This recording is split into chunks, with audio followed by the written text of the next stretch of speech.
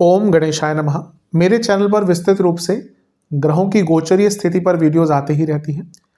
तो अगर आप भी चाहते हैं कि ग्रहों की गोचरीय स्थिति पर रेगुलर अपडेट्स आपको मिलती रहे, क्या अच्छा क्या बुरा घटित हो सकता है, एक गाइडेंस ज्योतिष के द्वारा आपको प्राप्त होती रहे, तो अवश्य मेरे चैनल को सब्सक्राइब कीजिए। जिन लोगों ने सब्सक्राइब किया और कुछ लोगों को नोटिफिकेशंस नहीं आती कभी कभी कहते हैं, तो आप सब्सक्राइब वाले ही बटन के साथ ही ऑल नोटिफिकेशंस को इसको ऑन कर सकते हैं, जिससे आपको सारी नोटिफिकेशंस आएंगी। तो यदि आप भी चाहते हैं कि रेगुलरली अपडेट्स मिलते रहे और रेगुलर ग्रहों की गोचर स्थिति की जानकारी मिलती रहे, उसका प्रभाव क्या होगा पता चलते रहे, तो अवश्य मेरे चैनल को सब्सक्राइब करें और नोटिफिकेशंस को भी ऑन करें। नमस्कार। ओम गणेशाय नमः। ओम नमः शिवाय। मैं निखिल ज्योतिषाचार्य आप सभी का मेरे चैनल पर पुनः स्वागत करता हूँ। आशा करता हूँ कि आप सभी स्वस्थ होंगे। महादेव की कृपा आप सभी पर सदैव बनी रहे। ये वीडियो कन्या यानी कि वर्गों के लिए बहुत महत्वपूर्ण है, क्योंकि वीडियो है दिसंबर 2025 के मासिक राशिफल के बारे में। कैसा रहेगा दिसंबर का महीना कन्या के लिए। जो मेरा मासिक राशिफल होता है वो जीवन की मुख्य चीज़ों पर आधारित होता है, जैसे कि सामान्य विश्लेषण, career, business, income, investment, love life, married life, students और सेहत। और इसके साथ ही वीडियो के अंत में मैं कुछ विशेष उपाय भी बताता हूं, जिसके करने से महीने की सकारात्मकता में वृद्धि होती है। यदि आपकी लग्न राशि या चंद्र राशि कन्या है, दोनों ही गाइडेंस के लिए देख सकते हैं इस राशिफल को। जहां से सूट और रिलेट ज़्यादा करता है वहां से देखिए। व्यक्तिगत तौर पर मेरा मानना है लग्न से देखेंगे तो अच्छा, इनकेस नहीं पता है तो अपनी चंद्र राशि से भी इसको देख सकते हैं। शुरू करते हैं इस अत्यंत महत्वपूर्ण राशिफल का सामान्य विश्लेषण के साथ। ये महीना एक ऐसा महीना है जहां पे एक रिलीफ मिलेगा, क्योंकि अक्टूबर का महीना ऐसा था जहां पे ग्रहण लगे थे दो। फिर नवंबर में वक्री हुए थे ग्रह, जिसमें से एक आपके लग्नेश ही थे बुध। अब धीरे धीरे करके शनि मार्गी हो चुके हैं, बुध भी मार्गी हो चुके हैं। तो साल का जो अंतिम महीना है वो एक रिलीफ लेकर आएगा। लग्न पर किस ग्रह का प्रभाव रहेगा? शनि देव का, और बहुत लंबे टाइम तक रहने वाला है। अच्छी चीज़ है, जैसे मैंने थोड़ी देर पहले कहा कि शनि मार्गी हो चुके हैं, और क्योंकि जुलाई से वक्र अवस्था में आपको या आपके लग्न को देख रहे थे, तो कई चीज़ों में मंदता स्वाभाविक ही आपने झेली होगी, कई चीज़ों में मंदता आई होगी। अब सबसे अच्छी चीज़ है वो जो मंदता है वो कम होगी और एक गति आपका जीवन पकड़ना शुरू कर देगा। कई काम बनेंगे, अदालती कार्रवाइयाँ रुक रही थी, कोई लीगल काम रुक रहा था, आइडियाज़ नहीं आ रहे थे, विचार ही नहीं कर पा रहे थे, या फिर जीवन पूरा अस्त व्यस्त हो गया था, उन सब चीज़ों को सुधारने का मौका मिलेगा। पहला जो परिवर्तन है इस महीने का वो गुरु का होगा, और गुरु वापस मिथुन में आ जाएंगे 5 तारीख को। अच्छा है, क्योंकि एक उच्च का ग्रह अगर वक्री हो जाता है, गुरु जो हो गए थे वो कष्टकारी होता है। तो हो सकता है आप में से कई लोगों की जॉब गई हो अक्टूबर नवंबर के महीने में, स्पेशली नवंबर में, या फाइनेंशियल कोई प्रॉब्लम हुई हो। मैरिड लाइफ में कुछ लोगों के अचानक से भूचाल आ गया हो, फैमिली में किसी की तबीयत खराब हो गई हो। तो अब धीरे धीरे करके इन सब एरियाज में रिलीफ मिलेगा। हाँ, ये मान के चलिए कि ये गुरु अभी भी वक्री हैं और 11 मार्च तक वक्री ही रहेंगे।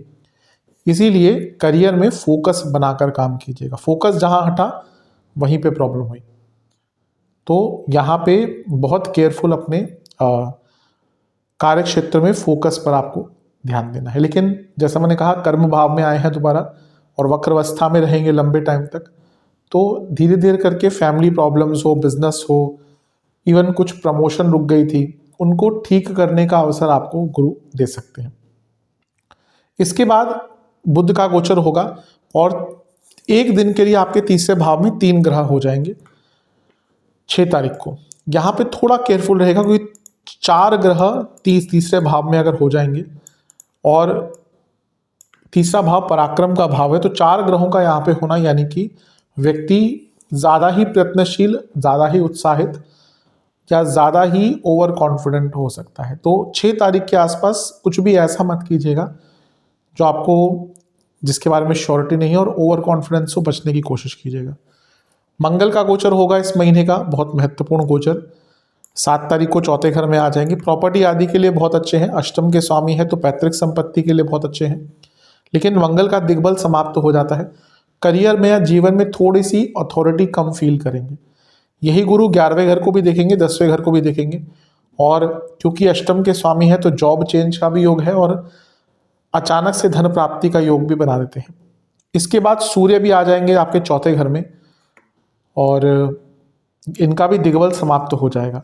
प्रॉपर्टी बेचने के लिए बहुत अच्छा योग है क्योंकि 12वें घर के जो स्वामी हैं सूर्य, वो मंगल के साथ बैठे हैं और मंगल प्रॉपर्टी के कारक है, चौथा भाव प्रॉपर्टी का है और 12वां भाव सेल परचेज के लिए बहुत इंपॉर्टेंट होता है, व्यय स्थान है और चौथे से त्रिकोण भी बन जाता है।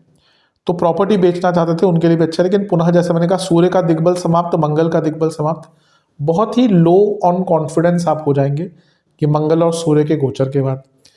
थोड़ा सा स्थिति शुक्र के आने से ठीक होगी क्योंकि जैसा मैं मीन के लिए कहता हूं कि मंगल एक प्रकार के योग कारक ही मान लीजिए, भले ही पुस्तकों में नहीं लिखा, वैसे ही कन्या के लिए तुला एक प्रकार के योग कारक हैं क्योंकि भाग्येश भी हैं और धनेश भी हैं। तो यहाँ पे वो आके थोड़ी सी स्थिति को सुधारेंगे। प्रॉपर्टी के लिए फिर से अच्छा योग है, घर में पैसा आएगा और आपके लग्नेश भी चौथे घर में आ जाएंगे 29 तारीख को। तो आपका चौथा भाव अगर हम देखें इन टोटलिटी 7 ग्रहों से प्रभावित हो जाएगा। 4 ग्रह बैठे हैं, शुक्र सूर्य बुध मंगल, शनि केतु और गुरु की दृष्टि। इतने सारे ग्रह जब चौथे घर को देखते हैं, ऑन द पॉजिटिव नोट फिर से कहूँगा, प्रॉपर्टी, वाहन, स्थान परिवर्तन, रिकॉग्निशन, कंस्ट्रक्शन, फैमिली बिजनेस सबके लिए अच्छा है। लेकिन घर में कलह कलेश हो सकते हैं, घर में किसी की तबीयत बहुत बिगड़ सकती है, माता जी की तबीयत का तो बहुत ध्यान दीजिएगा और प्रॉपर्टी को लेकर घर में वाद विवाद हो सकते हैं। तो थोड़ा सा इसका अच्छा और थोड़ा सा बुरा प्रभाव हो सकता है। लेकिन जब भी चौथे घर पर इतना प्रभाव होता है, चौथा भाव इमोशंस का होता है, तो वर्ष के अंतिम भाग में ना अपने इमोशंस पर नियंत्रण रखिएगा क्योंकि इमोशंस के बहाव में कुछ गड़बड़ भी आप कर सकते हैं। विशेष प्रेडिक्शन, कम्युनिकेशन पर बहुत ध्यान देना है, अनिवार्य है बहुत। अपने प्लान्स बहुत अनाउंस मत कीजिएगा, नज़र लगती है। सीखने की कोशिश कीजिए इस महीने, फोकस पर बहुत काम कीजिए। किसी से कोई लड़ाई झगड़ा है और वो आपके मन पे चला ही जा रहा है तो माफ़ करके आगे बढ़िए। अपनी वर्थ बढ़ाइए, अध्यात्म का साथ लीजिए, अपने टैलेंट्स का उपयोग कीजिए, जीवन में बैलेंस लाइए और बदलाव का समय दीजिए अपने आप को। अभी लगता है कि आप बदलाव चाहते हैं लेकिन वो जो समय लगता है बदलाव लाने के लिए वो अपने आप को ही नहीं दे पाते हैं। इन सब एरियाज पर थोड़ा विचार कीजिएगा। ये जो महीना है वो ठीक ही दिख रहा है आपके लिए। चलते हैं करियर की तरफ। जहाँ तक जॉब की बात है, करियर की बात है, महीना ठीक है। एक अच्छी चीज़ है कि आपके 10वें घर के जो स्वामी हैं बुध, जो लग्नेश भी हैं, वो मार्गी हो चुके थे नवंबर के अंत में। नवंबर में वक्री हुए थे, पतित हुए थे, थोड़ा मुश्किल गया होगा नवंबर। अगर जॉब चली गई थी नवंबर में तो परिस्थितियाँ बनती हैं दोबारा जॉब लगने की। पहला गोचर बृहस्पति का ही होगा लेकिन वो पीछे आ जाएंगे, पतित हो जाएंगे और वक्री हैं, 11 मार्च तक वक्री ही रहेंगे। तो जैसे मैंने कहा ये बहुत अच्छा टाइम है एक प्रकार से जॉब दोबारा प्राप्त करने के लिए। लेकिन 5 दिसंबर को ये होगा तो उस दिन गलतियां बहुत हो सकती हैं, बल्कि उस दिन के 2-3 दिन इधर 2-3 दिन उधर फोकस बहुत खराब रहेगा, बहुत केयरफुल रहेगा। ऐसा कुछ गड़बड़ हो सकती है जिसका आपके इमेज पर प्रभाव पड़े, आपकी गुडविल पर प्रभाव पड़े। कभी कभी होता है व्यक्ति बहुत अच्छा काम करता है लेकिन कोई ऐसी ब्लंडर ऑफ अ मिस्टेक कर देता है कि फिर वो चीज़ें उसकी ना इमेज बन जाती है कि ये तो गलत ही काम करता है। वैसा ही यहाँ पे दिख रहा है।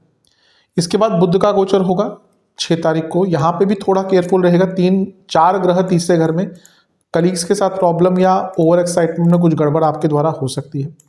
फिर मंगल का गोचर होगा 7 तारीख को। ठीक है, बुरा नहीं है, जॉब चेंज का योग है, 8वें घर के स्वामी हैं। लेकिन जैसा मैंने कहा था कि दिग्बल समाप्त है तो आप कार्य क्षेत्र में कॉन्फिडेंस कम हो जाएगा। इवन आप देखेंगे अगर आप बड़ी पोस्ट पे भी है ना, आप अपने जूनियर्स को बहुत आराम से अपने काम करवा नहीं पाएंगे। 16 को सूर्य का गोचर, 12वें घर के स्वामी 8वें और 12वें घर के स्वामी 10वें घर को देख रहे हैं। अब यहाँ पे फिर से थोड़ी प्रॉब्लम आ जाती है। जो नवंबर में जॉब चेंज का योग या जॉब जाने का योग बना था उतना खतरनाक तो नहीं है, लेकिन क्योंकि 8वें 12वें घर के स्वामी 10वें घर को देख रहे हैं जहाँ पे वक्री ग्रह बैठा है जो आपका बाधकेश है, कुछ लोगों की जॉब यहाँ पे फिर से इस महीने में जा सकती है जब सूर्य का गोचर होगा महीने के मध्य के आसपास। फिर शुक्र का गोचर होगा 20 तारीख को। थोड़ी ऑफिस पॉलिटिक्स बढ़ना शुरू हो जाएगी क्योंकि शुक्र का इन्वॉल्वमेंट आ गया। और महीने के अंत में 29 तारीख को बुध भी चौथे घर में आ जाएंगे। तो आपके 10वें से सप्तम भाव में बहुत सारे ग्रह हैं। जो जॉब जाने का मैंने समय बताया वो बहुत कम लोगों के लिए होगा, लेकिन कुछ लोगों के लिए वो तभी उन्हीं के लिए होगा जिनकी कुंडली बहुत खराब है या बहुत बुरा समय चल रहा है। अधिकतम लोगों के लिए ये जो महीना है, ये जाते जाते या वर्ष जाते जाते अचानक से रिकॉग्निशन, प्रमोशन और रोल चेंज करवा कर जाएगा, और वो आउट ऑफ द बॉक्स या सडन होगा, बल्कि जब आप एंटिसिपेट नहीं कर रहे होंगे ना, वैसा प्रमोशन हो सकता है। तो ये एक अच्छी चीज़ है, और रोल चेंज बहुत बड़े स्तर पर होता हुआ दिख रहा है। कुछ लोगों के लिए जैसे मैंने कहा बहुत बुरा समय चल रहा है, महीने के मध्य भाग में जॉब जाने का योग उनका दिख रहा है। तो मिश्रित प्रकार का महीना है। राहु का प्रभाव भी है 10वें घर पर, और गुरु वक्री है। एक कॉन्टिन्यूटी पर अगर आपने काम कर लिया या काम में कॉन्टिन्यूटी ले आए, तो इस महीने में आपको पीछे कोई नहीं कर सकता। विशेष प्रेडिक्शन, अपने कार्य पर या अपनी कार्य कुशलता पर काम कीजिए। फैमिली लाइफ के जो ट्रबल्स हैं उनको मत ज़्यादा प्रभावित करने दीजिए अपने आप को। ये महीना एक नई शुरुआत लेकर आएगा। करियर में जिनकी चली गई थी जॉब, उनको दोबारा प्राप्त करने का योग बनता है। अचीवमेंट्स का महीना है, साथ वालों के साथ बनाकर रखिएगा, प्रेजेंट रहिएगा, बल्कि जो हो रहा है उस पर ध्यान दीजिएगा। ज़्यादा डर के काम किया तो भी गलत है, और ज़्यादा उत्साह में आके काम किया तो भी गलत है। जितना सम अवस्था में रह सकते हैं उतना अच्छा है। ऑफिस गॉसिप का हिस्सा मत बनिएगा, क्योंकि कब वो चीज़ घूम के आपको ही तंग करने वाली है ना, आपको ही तंग करेगी, आपको पता नहीं चलेगा। लेकिन ये दिख रहा है कि अवश्य कि रोल बहुत बड़े स्तर पर कुछ लोगों के चेंज हो सकते हैं। तो नेगेटिव महीना तो नहीं कहूँगा, कुछ एरियाज में सेंसिटिव है।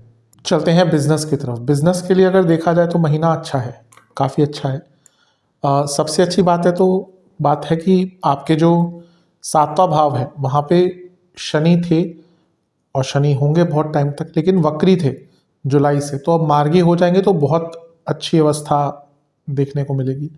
और एक और वक्री ग्रह देख रहे थे, तो शनि मार्गी हो गए और बृहस्पति 5 को वापस आ जाएंगे, तो उनकी दृष्टि हट गई।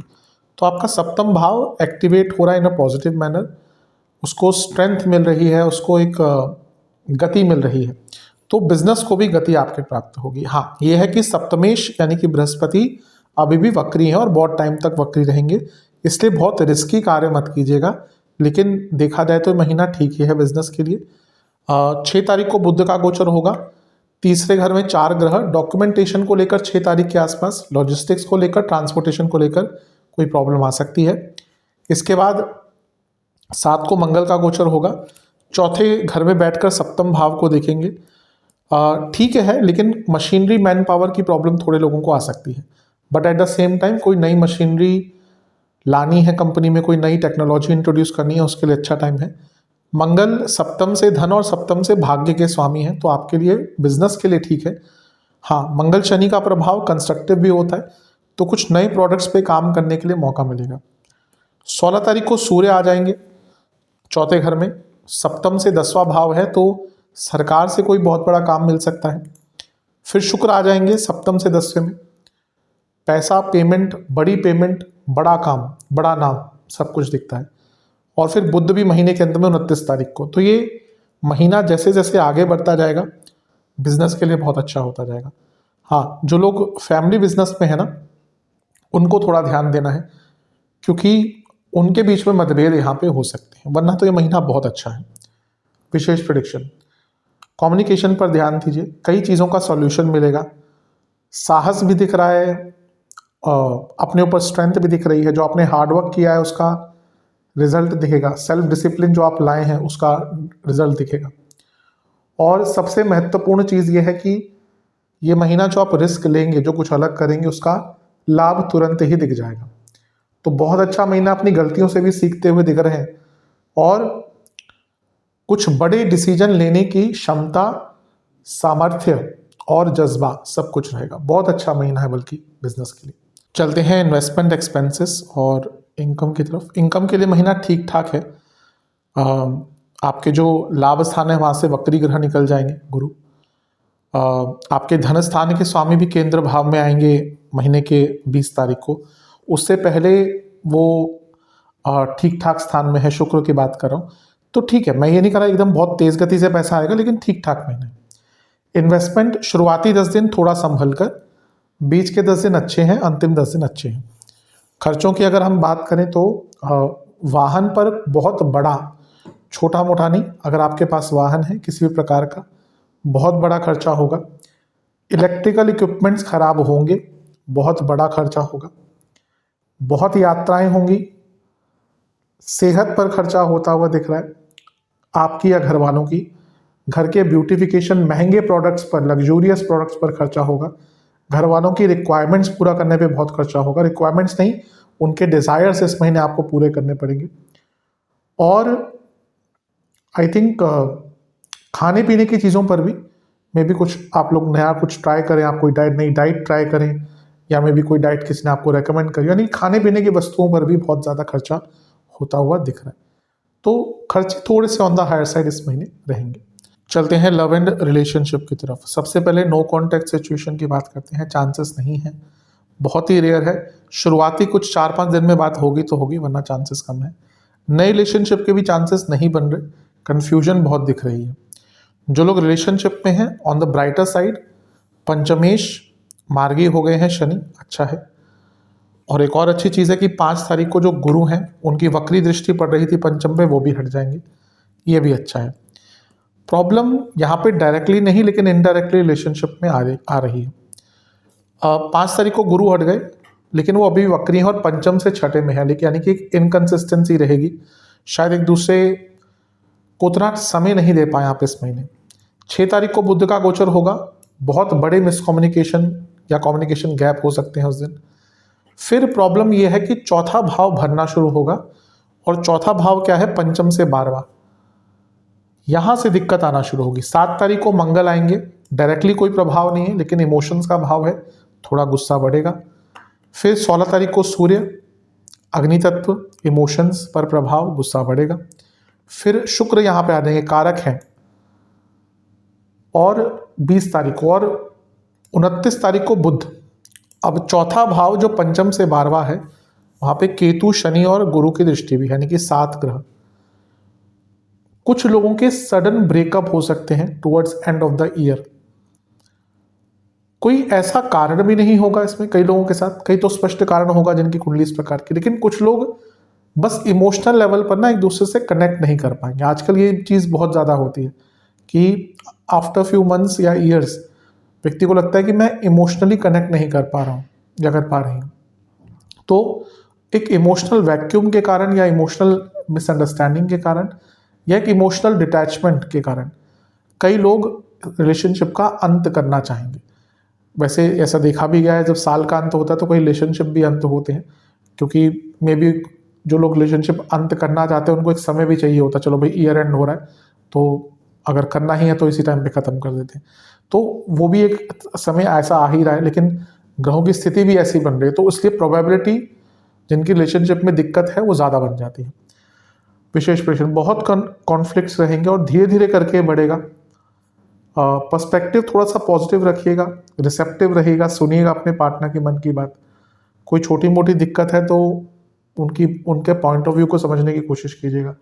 ज़्यादा शक मत कीजिएगा, गलतियां हो सकती हैं आपसे भी उनसे भी। एक बड़ा दिल रखेंगे तो ये महीना कट जाएगा, लेकिन अगर नुक्स ही निकालेंगे हर चीज़ पे ना, तो महीना जो थोड़ा ख़राब दिख रहा है वो बहुत कष्टकारी जा सकता है। इन सब एरियाज पर ध्यान दीजिएगा।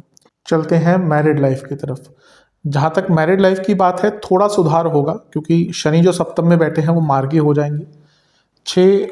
5 तारीख को गुरु का गोचर होगा, उनकी वक्री दृष्टि सप्तम से हट जाएगी, थोड़ा बेटर होगा। लेकिन फिर भी जैसा मैंने कहा है कई बार कि शनि तो शनि है, तो वो एकदम इम्पैक्ट नहीं हटेगा। दूसरा, वो सप्तमेश जो है गुरु, वो भी वक्री हैं। सप्तम में एक ग्रह मार्गी हो गए, लेकिन सप्तमेश अब वक्री हैं और मार्च तक रहेंगे, इसलिए वो थोड़ा बेटर होगा। लेकिन एक जगह से प्रॉब्लम और शुरू हो जाएगी। ज़्यादा प्रॉब्लम क्या होगी, ईगो क्लैशेस की और वैचारिक मतभेद इस महीने बहुत रहेंगे। और इन लॉज तो इस महीने आपको बहुत तंग करने वाले हैं। अगर इन लॉज का इन्वॉल्वमेंट रहता है ज़्यादा, थोड़ा उसको कम करने की कोशिश कीजिए। पहला गोचर बुध का होगा 6 तारीख को, सप्तम से त्रिकोण में है, तो बहुत भयंकर आर्ग्यूमेंट हो सकता है, कम्युनिकेशन गैप आ सकता है। 7 तारीख को मंगल का गोचर होगा, मंगल दोष स्टार्ट हो जाएगा, चौथे घर में मंगल है।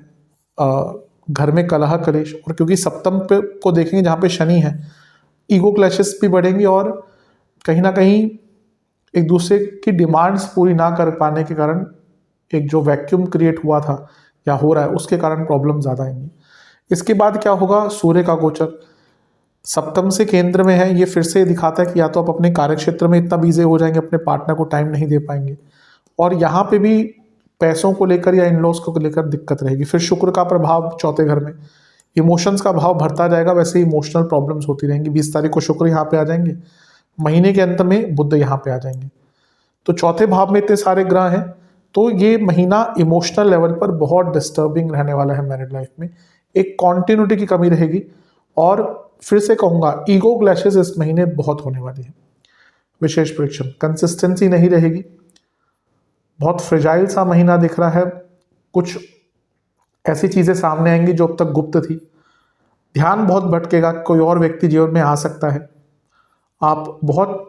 ऐसा लग रहा है कि आप बहुत चीज़ों को फैसिनेट करते हैं, पर वो पार्टनर वो आपको अपने मैरिड लाइफ में चीज़ें नहीं मिल रही, इसके कारण भी एक व्याकुलता या फिर एक वैक्यूम या फिर एक डिसकंटेंटमेंट आपकी मैरिड लाइफ में आ चुका है। जिनका बहुत ही दिक्कत चल रहा है ना मैरिड लाइफ में, वो हो सकता है इस महीने के अंत तक आते आते लीगल सेपरेशन के बारे में भी सोचना शुरू कर दे। तो थोड़ा कष्टकारी महीना अवश्य है, पहले से थोड़ी सी इंटेंसिटी पिछले महीने से बेटर होगी, लेकिन एकदम ओवरनाइट चेंज कुछ होता हुआ दिख नहीं रहा। स्टूडेंट्स की तरफ चलते हैं, सबसे पहले एग्जाम से शुरू करेंगे। शुरुआती 10 दिन बहुत अच्छे हैं, बीच के 10 दिन बहुत अच्छे हैं, अंतिम 10 दिन तो सबसे श्रेष्ठ है। ये पूरा महीना एग्जाम्स के लिए बहुत अच्छा है। स्टूडेंट्स के लिए बहुत अच्छी चीज़ है कि आपके पंचमेश मार्गी हो चुके हैं शनि, पंचम पर से वक्री गुरु की दृष्टि हट जाएगी 5 तारीख को, और आपके जो कारक हैं स्टडीज़ के बुध वो भी पतित हो गए थे, वो भी अब मार्गी हो चुके हैं नवंबर के अंत में, और अवस्था ठीक ही होती जाएगी उनकी। तो ये महीना बहुत अच्छा है। बुध का गोचर तीसरे घर में होगा 6 तारीख को, यहाँ पे थोड़ा ओवर एक्साइटमेंट से बचेगा। उसके बाद मंगल आ जाएंगे चौथे घर में, पंचम से 12वें में। जो स्टूडेंट्स के कुछ काम अटक रहे थे ना, वो यहाँ पे किसी की हेल्प से पूरे हो सकते हैं। हाँ, एक चीज़ है कि जैसे जैसे समय आगे बढ़ेगा आपका चौथा भाव बढ़ता जाएगा। 16 तारीख को सूर्य आ जाएंगे, 20 को शुक्र आ जाएंगे, और फिर 29 को बुध। तो ये इमोशंस का भाव है और फैमिली का भाव है। तो फैमिली में अगर कुछ चल रहा है उल्टा सीधा, उसको अपनी पढ़ाई पर ध्यान, उसका असर ना पड़ने दें, और इमोशनल भी होकर बहुत आपको नहीं रहना। इन चीज़ों पर अगर आपने ध्यान कर लिया तो ये महीना ठीक ही है। विशेष प्रेडिक्शन, ये महीना साहस दिखाना पड़ेगा, क्रिएटिविटी दिखानी पड़ेगी। एक ऐसा महीना है जो होप जागृत करेगी, एक ऐसा महीना है जो ग्रोथ लेके आएगी, एक ऐसा महीना है जो ट्रांसफॉर्म करेगी आपको, एक ऐसा महीना है जो भाग्य का साथ जहाँ पे मिलेगा, और एक ऐसा महीना है जहाँ पे आपको लगेगा कि हाँ मैं कुछ श्रेष्ठ कर सकता हूँ या कर सकती हूँ। तो महीना विद्यार्थियों के लिए अच्छा है। सेहत की तरफ चलते हैं। जहाँ तक सेहत की बात है, इस महीने गले के रोग, कफ रोग, पैरों के रोग, मसल वीकनेस, डाइजेस्टिव इश्यूज और स्किन डिसऑर्डर्स ज़्यादा तंग करेंगे। शुरुआती 10 दिन में कफ रोग बढ़ते हुए दिख रहे हैं, आंखों की प्रॉब्लम, लाइफस्टाइल डिसऑर्डर्स, नींद की प्रॉब्लम। बीच के 10 दिन स्किन डिसऑर्डर, नसों की प्रॉब्लम, एंग्जाइटी, वात का बढ़ना, पेन रहना बॉडी में। अंतिम 10 दिन में डायबिटीज़, पित्त की प्रॉब्लम, एसिडिटी बहुत ज़्यादा रहना, और नसों के रोग तंग करेंगे। उपाय की बात कर लेते हैं। इलायची युक्त खीर बनाइएगा, गणेश जी को सिंदूर अर्पण कीजिएगा, और दूध से अभिषेक कीजिएगा, घी का और तिल के तेल का दिया अर्पण कीजिएगा, खीर का भोग लगाइएगा, गणेश चालीसा का 2 बार पाठ करके ओम वक्रतुंडाय नमः मंत्र का 108 बार जाप कीजिएगा, महादेव का पंचामृत से अभिषेक कर उनकी आरती कीजिएगा, और किसी भी मंदिर में तिल के तेल और दूध का दान कीजिएगा। ये उपाय कर लेंगे, बहुत लाभ मिलेगा। आशा करता हूँ वीडियो काम आएगी। चैनल पर नहीं सब्सक्राइब कीजिए, वीडियो को लाइक कीजिए। मिलता हूँ अगली वीडियो में, तब तक के लिए ओम नमः शिवाय।